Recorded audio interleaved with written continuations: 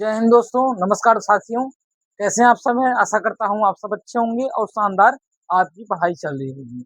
तो चलिए, अब जो 9th में हैं, 10th में गए हैं और 11th वाले 12th में गए हैं। तो 12th वालों के लिए हम आज लेकर आए हैं सिविक्स यानी नागरिक शास्त्र का न्यू सिलेबस, न्यू पैटर्न 2027 के लिए और क्लास 12 का है। तो चलिए, आज के हम क्लास में कवर करेंगे कि क्या आपको पढ़ना है 2027 में और आपको क्या प्रश्न पूछा जाएगा और आपकी तैयारी कैसे होगी और कौन सी आपको बुक पढ़नी होगी।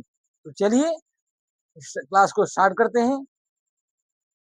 क्लास से बढ़ने से पहले रिक्वेस्ट है मेरा कि अगर आप इस चैनल पर नए हैं तो प्लीज चैनल को सब्सक्राइब कर लीजिए, क्योंकि ऐसे अपडेट लगातार आपको मिलते रहेंगे। हर सिलेबस के हम वीडियो अपलोड कर चुके हैं, हर सब्जेक्ट के बारे में बता भी चुके हैं।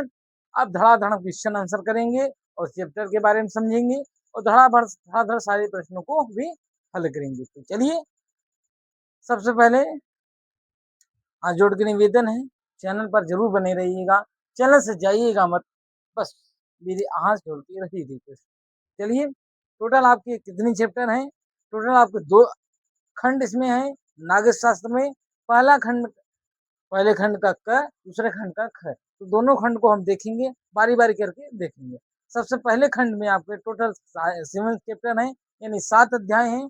7 अध्याय को हम पढ़ेंगे। सबसे पहला, बेस्ट बुक कौन होता है? सबसे बेस्ट बुक आपको एनसीईआरटी होती है। एनसीईआरटी को आपको पढ़ना बेहद ही आवश्यकता होता है, क्योंकि उसी से प्रश्न पूछे जाएंगे और उसी से प्रश्न पैटर्न बनाए जाएंगे। तो घबराने की आवश्यकता कोई नहीं है, किसी भी बुक से पूछे, किसी भी क्वेश्चन बैंक से पूछे, कोई भी आप घबराने की आवश्यकता नहीं है। बस इस वीडियो में बने रहिएगा, हम एक एक करके आपको बताएंगे और इस चैप्टर के बारे में सारी जानकारी भी हम आपको देंगे और एक एक चैप्टर भी पढ़ाएंगे। आपको घबराने की आवश्यकता नहीं है और एमसीक्यू, ऑब्जेक्टिव, बहुविकल्पी सब कुछ हम कराएंगे। नो फिकर होकर क्लास को बने रहिएगा। चलिए, टोटल इसमें 7 चैप्टर हैं।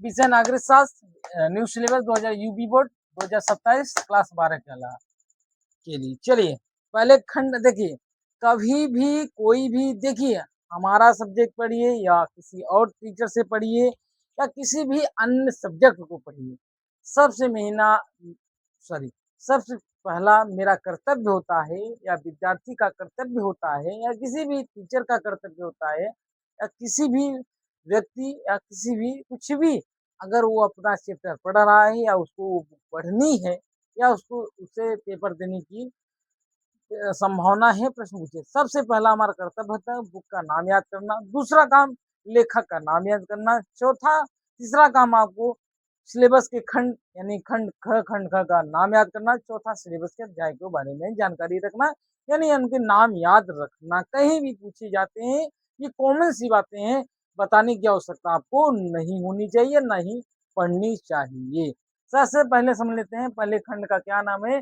समकालीन विश्व में राजनीति क्या है?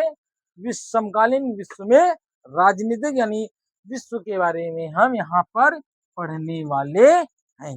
ठीक, तो कौन कौन से चैप्टर होने वाले हैं, क्या क्या विश्व पर चिंताएं होनी हैं, क्या क्या विश्व पर बातें होती हैं, इन चैप्टरों के माध्यम से हम आज के युवा पीढ़ी को, युवा अध्याय को, युवा राजनीतिक को सारी जानकारी इसी से हम निकालेंगे और इसी से हम बताएंगे आपको क्या क्या इसमें घटनाएं घट रही हैं। तो चलिए एक एक करके देखते हैं। सबसे पहले आपका नाम इसमें क्या है? पहला चैप्टर का नाम क्या है? दो ध्रुवी का अंत। तो इसके पहले आपका एक चैप्टर था शीत युद्ध। तो हम कहेंगे कि आपको कम से कम 1-2 दिन उसको भी आप दे दीजिए। क्यों?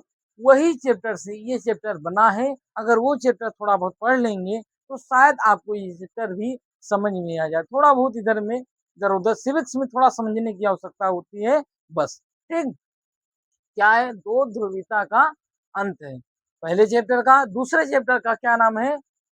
दूसरे चैप्टर क्या नाम है? सत्ता के समकालीन के केंद्र। क्या है? सत्ता की समकालीन समय देख रहे हैं सत्ता कैसा हो रहा है, आप समझ ही रहे हैं। तीसरा क्या है? समकालीन दक्षिण एशिया। ठीक, इस चैप्टर का क्या नाम है? समकालीन दक्षिण एशिया। चौथे चैप्टर का क्या नाम है? अंतरराष्ट्रीय संगठन।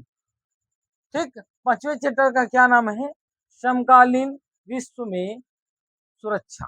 ठीक तो इसमें कैसी भी सुरक्षा हो रही है तो आपको मालूम है। छठवां क्या है, पर्यावरण और प्राकृतिक संसाधन। तो आप, मेरा एक रिक्वेस्ट है कि आप पर्यावरण को प्रदूषण ना करिए, स्वच्छ रखिए। सातवां क्या है,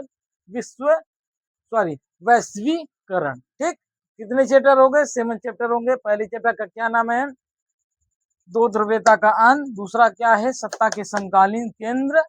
तीसरा क्या है, समकालीन दक्षिण एशिया। चौथा क्या है, अंतरराष्ट्रीय संगठन। पांचवा क्या है, समकालीन विश्व में सुरक्षा। छठवां क्या है, पर्यावरण और प्राकृतिक संसाधन। सातवां क्या है, वैश्वीकरण। ठीक, तो वैश्वीकरण तक आपको 7, पहले खंड में 7 चैप्टर हैं, यानी 7 अध्याय हैं। अब इसी प्रकार दूसरा भी देख लेते हैं खंड। देख लेते हैं दूसरा खंड। दूसरे खंड का क्या नाम है,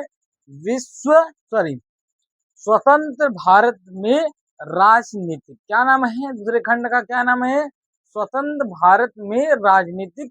तो राजनीति की अवस्था क्या है, स्थिति क्या है इसमें भारत में, आप देख रहे हैं सब लोग एक दूसरे पर मर रहे हैं। ठीक, तो उनकी बात छोड़िए, पहले अपनी बात करते हैं। आइए देखते हैं दोस्तों।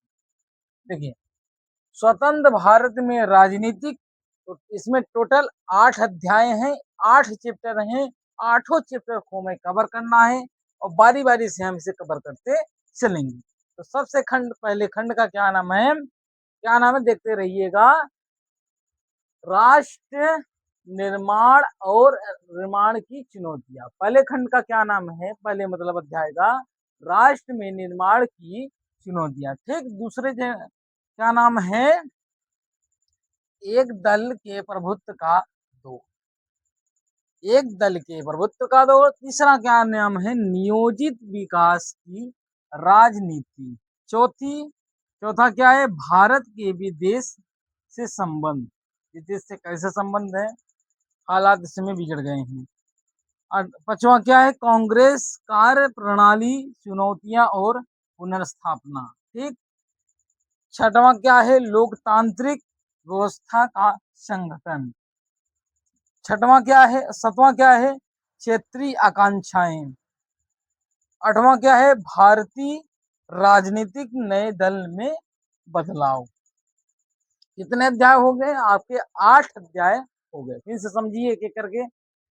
पहले खंड का क्या नाम है, राष्ट्रीय निर्माण की चुनौतियां।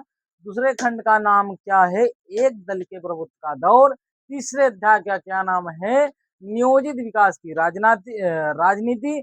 चौथे अध्याय का क्या नाम है, भारत के विदेश से संबंध क्या है। पांचवा क्या है, कांग्रेस कार्य प्रणाली यानी चुनौतियां और स्थापना। छठवां क्या है, लोकतांत्रिक व्यवस्था एवं संगठन। सातवां क्षेत्रीय आकांक्षाएं हैं। आठवां क्या है, भारतीय राजनीतिक नए बदलाव। टोटल 8 अध्याय हो गए।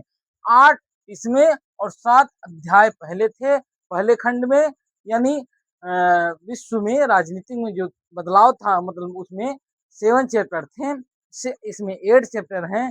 7 8 को मिला देंगे, टोटल 15, यानी 15 चैप्टर, यानी 15 अध्याय आपके बन जाते हैं। तो 15 अध्यायों को हम पढ़ेंगे, बहुत ज्यादा कुछ नहीं है, बहुत इसमें कम करके कुछ पढ़ेंगे। कुछ चैप्टर इसमें ज्यादा नहीं पढ़ना है, उनको हम बताएंगे क्या आपको पढ़ना है, क्या नहीं पढ़ना है, किन किन से प्रश्न पूछा जाएगा, क्या क्या प्रश्न किस तरीके से बनाए जाएंगे, सारी जानकारी हम आपको देंगे और आपको समझाएंगे। तो आई होप यहाँ तक आपको समझ में आया होगा। फिर अगले वीडियो मिलते हैं, तब तक जय हिंद, वंदे मातरम, स्वस्थ रहिए, मस्त रहिए, जय हिंद।